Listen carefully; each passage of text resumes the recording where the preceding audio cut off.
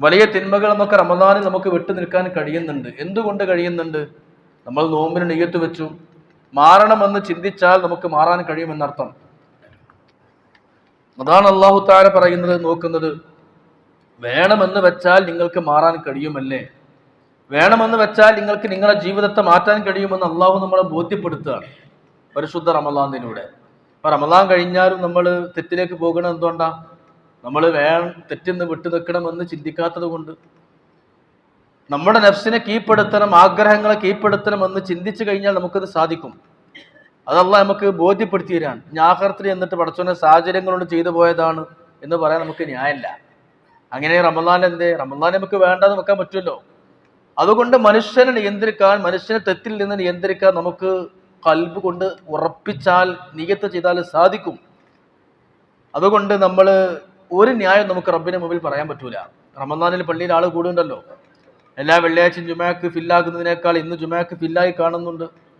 ജുമാക്ക് നേരത്തെ ആൾക്കാർ വരുന്നുണ്ട്, ജമാഅത്തിൽ ആൾ കൂടുന്നുണ്ട്. അപ്പോൾ ഇത് കഴിയാഞ്ഞിട്ടല്ല, വേണ്ടാന്ന് വെച്ചിട്ടാണ്. അതിനാണ് നിയ്യത്ത് എന്നത് അള്ളാഹു നമുക്ക് നിയമമാക്കി തന്നത്. നിങ്ങൾ മനസ്സ് വെച്ചാൽ സാധിക്കുമെന്നർത്ഥം. എനിക്ക് 8 ഗുളികയുണ്ട്, പ്രഷറുണ്ട്, ഷുഗറുണ്ട്, നോമ്പെടുക്കാൻ പറ്റുമോ എന്ന് ചിന്തിക്കല്ല. ചില ആൾക്കാർ അങ്ങനെ ചിന്തിക്കും. എങ്ങനെ ഇപ്പം നോമ്പെടുക്കുക? ഗ്യാസിൻ്റെ അസുഖമുണ്ട്, വയറ് സംബന്ധമായ രോഗമുണ്ട്, പ്രഷറുണ്ട്, ഷുഗറുണ്ട്, കൊളസ്ട്രോൾ ഉണ്ട്, ക്യാൻസറിന് മരുന്ന് കുടിക്കുന്നുണ്ട്. പക്ഷേ പല ആളുകളും, ഏത് വലിയ രോഗമുള്ള ആളുകളും റമദാനിൽ അതൊക്കെ ഷിഫ്റ്റ് ചെയ്ത്, മരുന്നുകളൊക്കെ ഷെഡ്യൂൾ ചെയ്ത് ടൈം മാറ്റി വെച്ച് അവർ 3 നേരം നല്ലത് നോമ്പെടുക്കുമ്പോൾ, അതുപോലെ തന്നെ തറാബീന് ശേഷം സുബൈൻ്റെ മുമ്പ് ഇങ്ങനെയൊക്കെ സമയം വെച്ച് നോമ്പെടുക്കുന്നുണ്ട്. കരുതിയാൽ, കരുത്തു വെച്ചാൽ എന്തും സാധിക്കും എന്നുള്ളത്. അതിനാണ് നിയ്യത്ത് എന്ന് പറയുന്നത്. ഒരു പുഴയിലേക്ക് ചാടുമ്പോൾ തന്നെ അക്കരെ പറ്റണം, അക്കരെ നീന്തി അക്കരെ എത്തണമെന്ന് ചിന്ത, നിശ്ചയദാർഢ്യമുണ്ടെങ്കിൽ അക്കരെ എത്തും. ഞാൻ മുഴുവനാക്കുമോ എന്ന് ചിന്തിച്ച് വെള്ളത്തിലേക്ക് ചാടിയാൽ വെള്ളം കുടിച്ച് മരിക്കുകയും ചെയ്യും. നമുക്കുണ്ടായിരിക്കേണ്ട സെൽഫ് കോൺഫിഡൻസ്, ആത്മവിശ്വാസമാണ്. എന്നും രാവിലെ കഞ്ഞി കുടിച്ച് ശീലിച്ച ആൾക്കാർ, വീഡിയോ വരച്ച് ശീലിച്ച ആൾക്കാർ, എന്നും വൈകുന്നേരം ചായ കുടിച്ച് ശീലിച്ച ആൾക്കാർ, റമദാനിൽ എന്താ അതൊന്നും വേണ്ടാത്തത്? പ്രസംഗിക്കുന്ന സമയത്ത് ഇടക്കിടക്ക് ജീരകവെള്ളം, ചുടുവെള്ളം കുടിക്കുന്ന പ്രഭാഷകന്മാർക്ക് റമദാനിൽ പകലുള്ള ക്ലാസ് എടുക്കുമ്പോൾ ഒരു തുള്ളി വെള്ളം പോലും വേണ്ട ആവശ്യമില്ലല്ലോ. എന്തുകൊണ്ട്? നോമ്പിലാണ് എന്ന് നമ്മുടെ മനസ്സിനെ മാറ്റിയെടുത്തു. ആ മനസ്സിനെ മാറ്റിയെടുക്കുമ്പോഴാണ് നമ്മുടെ ചിന്താഗതിയാണ് വിഷയം. ഏത് എലിയെയും പൂച്ച ഓടിയിട്ട് പിടിക്കാറില്ല. എലിയേക്കാൾ മണ്ടാനും ഓടാനും ശക്തിയും കൈവമൊക്കെ പൂച്ചക്കുണ്ട്. പിന്നെ പതുങ്ങി നിന്നിട്ടാണ് എലിയെ പിടിക്കാറുള്ളത്. എന്തുകൊണ്ട്? എലിയെ സംബന്ധിച്ചിടത്തോളം എലിയെ ഓടിച്ചു പിടിക്കാൻ പൂച്ചക്ക് കഴിയാഞ്ഞിട്ടല്ല, പക്ഷെ ഒരു ചിന്താഗതിയുണ്ട്. ഈ എലി മരണപ്പാച്ചിൽ പായുമ്പോൾ പൂച്ചക്ക് എത്തിപ്പിടിക്കാൻ കഴിയൂല. എലിയേക്കാൾ ശക്തി പൂച്ചക്കാണെങ്കിലും പൂച്ച ഓടുന്നത് ഡൈനിങ് ഹാളിലേക്ക്, ക്യാൻറ്റീനിലേക്ക് തിന്നാൻ വേണ്ടി പോവുകയാണ്. പക്ഷെ എലി ഓടുന്ന അങ്ങനല്ല, ജീവൻ രക്ഷിക്കാൻ വേണ്ടി മരണപ്പാച്ചിലാണ്, ശക്തി ഉണ്ടാകും. അതുകൊണ്ടാണ് വീടിന് തീപിടുത്തം ഉണ്ടാകുമ്പോൾ ഏത് വയസ്സനായ ആളും ഏത് വലിയ ഉയരത്തിൽ നിന്നും ചാടി രക്ഷപ്പെടുന്നത്. അത് ആത്മരക്ഷാർത്ഥം, ജീവരക്ഷാർത്ഥം. അപ്പൊ അതിനോട് പൊരുത്തപ്പെടും. അപ്പം എലി മരണത്തിൽ നിന്ന് രക്ഷപ്പെടാൻ ജീവരക്ഷാർത്ഥം ഓടുമ്പോൾ ശക്തി കൂടും. കാരണം ചിന്താഗതി മാറുന്നു, മനോഭാവം മാറുന്നു. ഇതാണ് നോമ്പിലൂടെ അള്ളാഹു നമുക്ക് നൽകുന്നത്. നിങ്ങളുടെ ചിന്താഗതിയെ മാറ്റിയെടുക്കാൻ നിങ്ങൾക്ക് സാധിക്കും. നവൈത്തു സോമഹദിൻ അൻ അദാഇ ഫർള് റമദാൻ എന്ന നിയ്യത്ത് വെച്ചാൽ എന്തിനേയും നിയന്ത്രിക്കാൻ മനുഷ്യന് സാധിക്കും. നമുക്ക് നിയന്ത്രണം കിട്ടുന്നുണ്ടല്ലോ. ഇനി വേണ്ടത് ഈ നിയന്ത്രണം റമദാൻ കഴിഞ്ഞാലും നീട്ടിക്കൊണ്ടുപോവുക എന്നുള്ളതാണ്. റമദാൻ രക്ഷപ്പെട്ടു എന്നതിന്റെ അടയാളമാണ് റമദാനിന് ശേഷമുള്ള മനുഷ്യന്റെ ജീവിതം സംസ്കരിക്കപ്പെടുന്നു എന്നുള്ളത് നോക്കിയാൽ മതി. അതുകൊണ്ട് നമ്മൾ ഇപ്പൊ തന്നെ ആ രൂപത്തിലായിരിക്കണം ചെയ്യേണ്ടത്. റമദാന്റെ എല്ലാ സുഹൃതങ്ങളും, ഈ വരണ്ടുണങ്ങിയ നമ്മുടെ വയറും നാവും നമ്മുടെ തൊള്ളയും, ഇതുപോലെ വരണ്ടുണങ്ങിയ നമ്മുടെ മനസ്സും സുഹൃതങ്ങളെ കൊണ്ട് നന്മകൾ പെയ്തിറങ്ങാൻ നമുക്ക് സാധിക്കണം. അതുകൊണ്ട് സുഹൃത വർഷങ്ങൾ ഈ പരിശുദ്ധ റമദാനിൽ ഉണ്ടാവണം. തറാവീഹിനും ഏത്തിക്കാഫിനും ദാനധർമ്മങ്ങൾക്കും ഒക്കെ റമദാനിൽ നമ്മൾ അധികമായി താല്പര്യമെടുക്കണം. പട്ടിണി കിടന്ന് നോമ്പെടുത്താൽ മാത്രം പോരാ. ഇന്ന് സുബൈന്റെ ക്ലാസ്സിന് പറഞ്ഞ പോലെ റമദാൻ 30 ദിവസം ഒരു ട്രെയിനിങ് പീരീഡാണ്, ഒരു പരിശീലന കളരിയാണ്. എല്ലാം പരിശീലിക്കണം. പട്ടാളത്തിലേക്ക് റിക്രൂട്ട്മെന്റ് നടക്കുമ്പോൾ 10,000 മീറ്റർ ഓടാൻ പറഞ്ഞാൽ ഓടാൻ തയ്യാറായി, ചാടാൻ പറഞ്ഞപ്പോൾ പറഞ്ഞു ഞാൻ ചാടൂല. എന്നാൽ അവർക്ക് റിക്രൂട്ട്മെന്റ് കിട്ടൂല, റിക്രൂട്ട് ചെയ്യപ്പെടൂല. പട്ടാളത്തേക്ക് അവർക്ക് എൻട്രൻസ് കിട്ടൂല. ചാടാൻ പറഞ്ഞാൽ ചാടും വേണം, ഓടാൻ പറഞ്ഞാൽ ഓടും വേണം, കയറാൻ പറഞ്ഞാൽ കയറും വേണം, വെള്ളത്തിൽ നീന്താൻ പറഞ്ഞാൽ നീന്തും വേണം. എല്ലാം നമുക്ക് പ്രാക്ടീസ് ചെയ്യണം. അതൊരു കളരിയാണ്. ആ കളരി പാസ്സായെങ്കിൽ മാത്രമേ അതിലേക്ക് റിക്രൂട്ട്മെന്റ് കിട്ടുള്ളൂ, അതിലാണ് പാസ്സാവുള്ളൂ.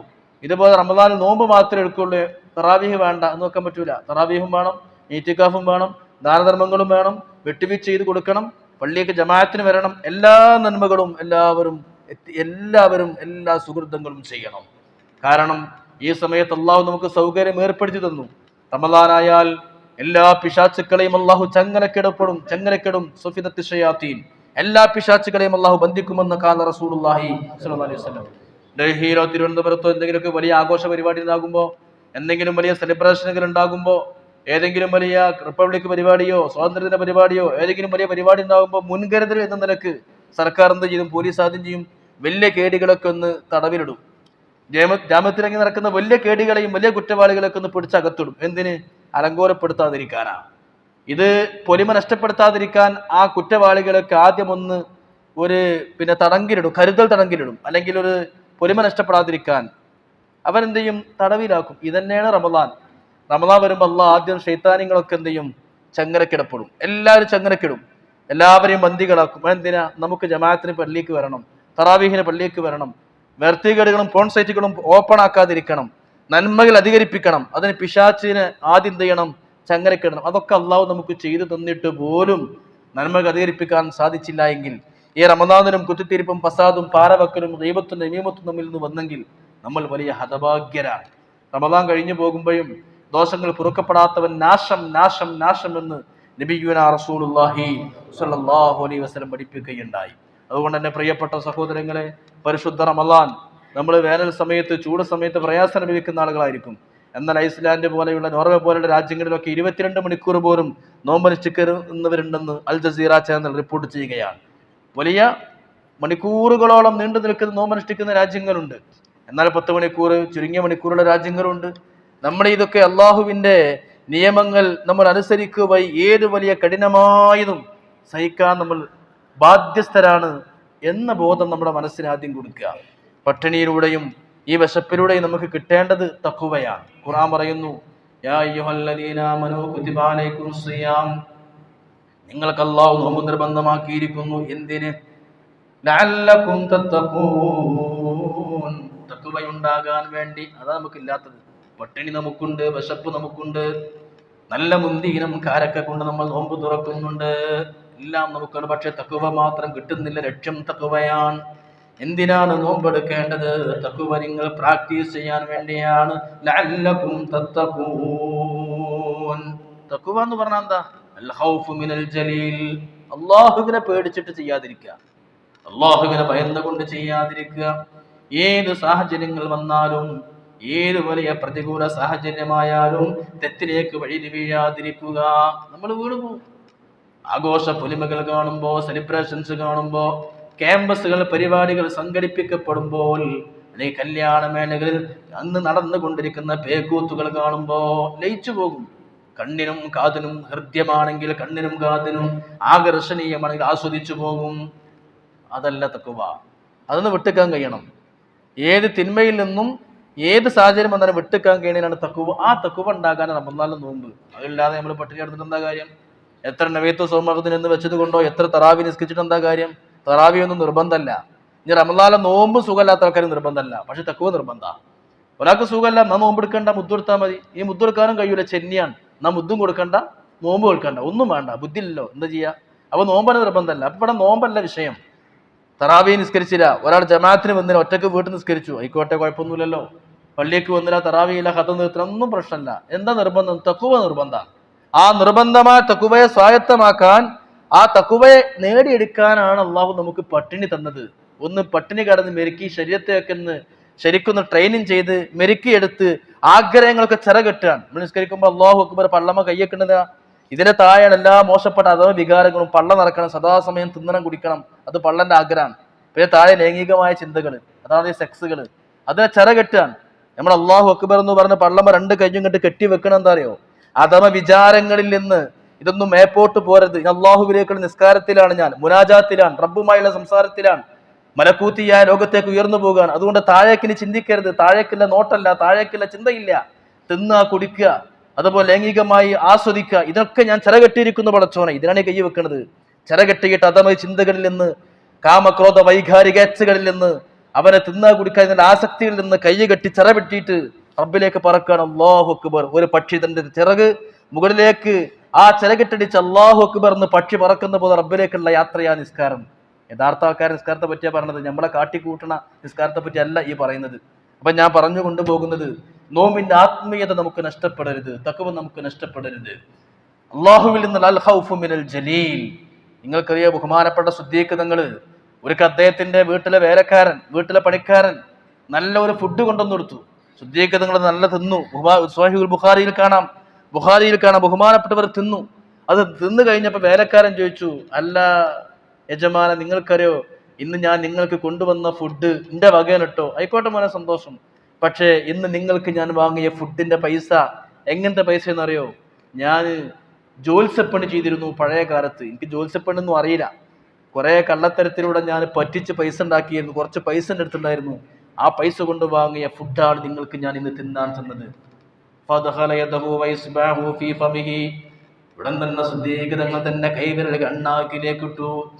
വായിലെ കണ്ണാക്കിലേക്ക് കുത്തിയിട്ട് ഇറക്കിയിട്ട് വയറ്റിലുള്ള മുഴുവനും ഛർദ്ദിച്ചു കളഞ്ഞു. മുഴുവനും ഛർദ്ദിച്ചു.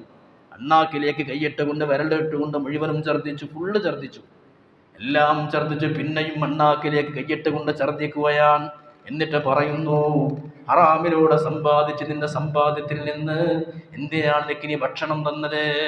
എന്റെ വയറിൽ ഹറാമിന്റെ ഒരു അംശം പോലും ഉണ്ടാകരുത് എന്ന് പറഞ്ഞുകൊണ്ട് വായിലേക്ക് വിരലിട്ടുകൊണ്ട് മുഴുവനും ഛർദ്ദിച്ചു കളഞ്ഞു. അപ്പോഴാണ് ആയത്തിറങ്ങുന്നത് ഒരു അഭിപ്രായം,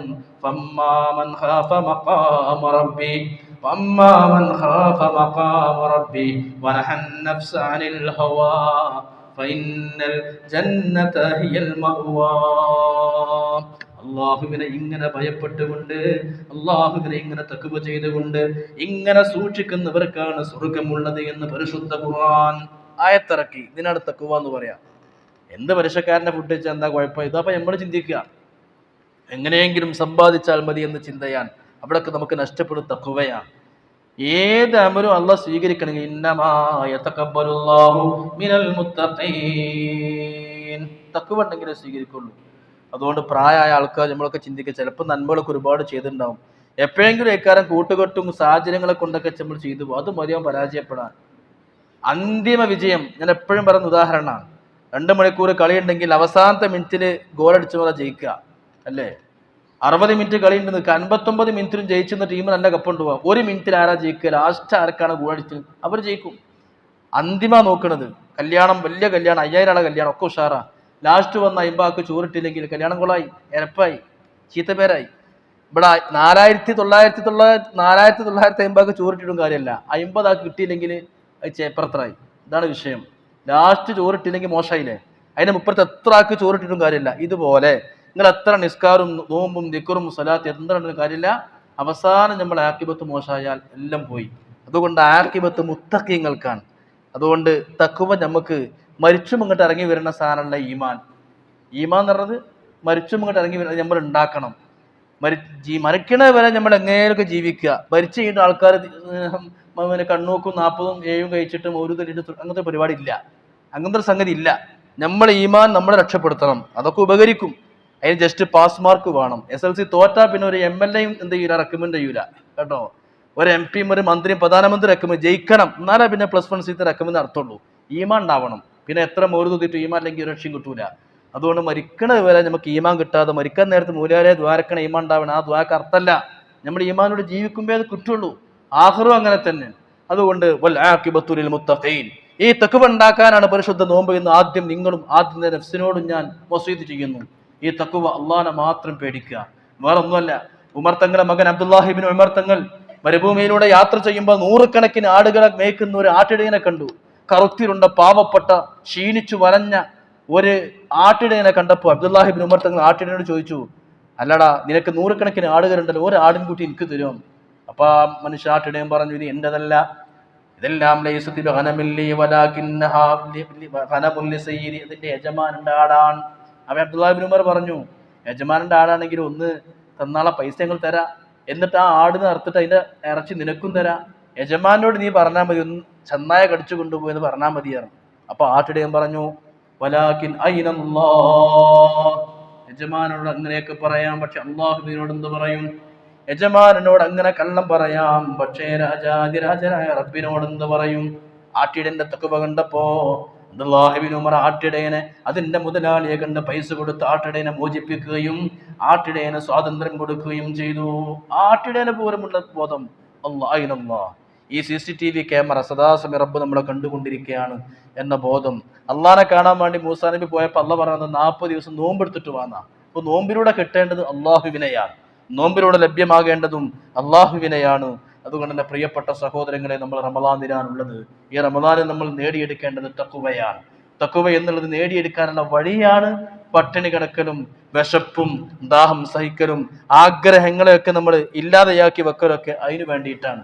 അത് ചിന്തിക്കാൻ നമുക്ക് സാധിക്കണം. റമദാന് യഥാർത്ഥ ഫലം കിട്ടിയ ഭാഗ്യവാന്മാരിൽ അള്ളാഹു നമ്മൾ ഉൾപ്പെടുത്തി അനുഗ്രഹിക്കുമാറാവട്ടെ. തഖ്വയില്ലാതെ എത്ര നോമ്പർപ്പിച്ചത് കൊണ്ടോ നോമ്പെടുത്തത് കൊണ്ടോ ഒരു കാര്യമില്ല. തഖ്വയാണ് പ്രധാനം. നമ്മൾ അള്ളാഹു റഹ്മത്തിന്റെ പത്താൻ ഇന്നിപ്പോ സഹചാരിയുടെ പിരിവുണ്ട്. SK